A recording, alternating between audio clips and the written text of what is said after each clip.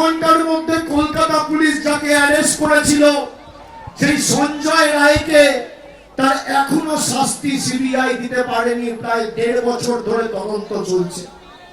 আমি বিজেপির প্রার্থীকে খালি এতটুকু অনুরোধ করব যে আগামী 24 তারিখ আমি শুনছিলাম এখানে প্রধানমন্ত্রী আসবেন। আমাদের এতটুকু খালি আবেদন আপনার কাছে, হাত জোড় করে অনুরোধ যে আপনি যদি সত্যি চান এরকম ঘটনার বাংলায় বা ভারতবর্ষে কোথাও না হয়, তাহলে দয়া করে প্রধানমন্ত্রীকে তার সভামঞ্চে বলবেন, রাষ্ট্রপতিকে বলে সেই বিলে সম্মতি দিতে, যাতে অপরাজিতা বিল পাস হয়। যখন অভিষেক বন্দ্যোপাধ্যায় কথা বলছেন, বিজেপি প্রার্থী অভয়ের মা রত্না দেবনাথের কি প্রতিক্রিয়া রাখবো আপনাদের সামনে। আমি তো যেটুকু দেখেছি, ওই অপরাজিতা বিলটাই ইনভ্যালিড, কারণ ওতে কোনো কিছুই নেই। যে এই যে তথ্য প্রমাণ লোপাট হয়েছে আমার মেয়ের মৃত্যুর পরে, সেই তথ্য প্রমাণ লোপাটের কোনো কিছু পার্ট আমি দেখিনি ওই অপরাজিতা বিলের মধ্যে। তা আমি কেন বলতে যাব প্রধানমন্ত্রীকে? ওটা কটূক্তি তো করা হয়ে গেছে, তারপরে আর কি হবে এইসব অন্য কথা বলে? কটূক্তি যেটা করার সেটা হয়ে গেছে গলা অলরেডি, কিছুই বাকি নেই আমাকে বলতে। আর মৃত্যুটা হলো কেন? আমার তো ওনার কাছে প্রশ্ন রয়েছে, মৃত্যুটা কেন হলো? হসপিটালের মতো একটা সুরক্ষিত জায়গায় আমার মেয়ের দ্বিতীয় বাড়ি, সেখানে এই মৃত্যুটা হলো কেন? সেই উত্তরটা আগে ওনাকে দিতে বলবেন, তারপরে আমি বাকি ওনার সঙ্গে বলবো। সব থেকে আগে ওনার পিসি তড়িঘড়ি করেছেন তথ্য প্রমাণ লোপাট। বিনীত গোয়েল, মুরলীধর শর্মা, সোফিয়া মল্লিক, এদের বড় বড় অফিসারদের ওনার পিসি না পাঠালে ওনারা সেখানে যেতেন না।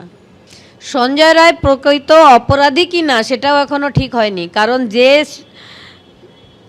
তথ্য প্রমাণের ভিত্তিতে সঞ্জয় রায়কে জেলে রাখা হয়েছে, সেই তথ্য প্রমাণে আরও অনেকেই তাহলে জেলে থাকতো। আমার ভাবতে কষ্ট হয়, খারাপ লাগে যারা মৃত্যুকে নিয়ে রাজনীতি করে এই মাটিকে কলুষিত করে কালিমাযুক্ত করছে। আর যাই হোক, পানিহাটির মানুষ তাদের ক্ষমা করবে না।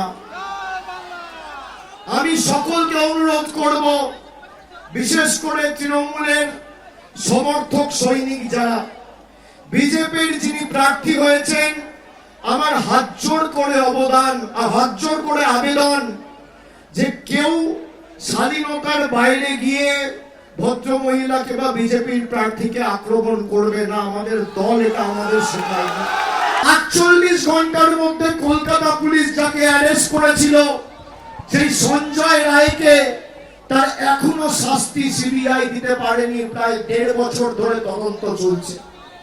আমি বিজেপির প্রার্থীকে খালি এতটুকু অনুরোধ করব যে আগামী 24 তারিখ আমি শুনছিলাম এখানে প্রধানমন্ত্রী আসবেন।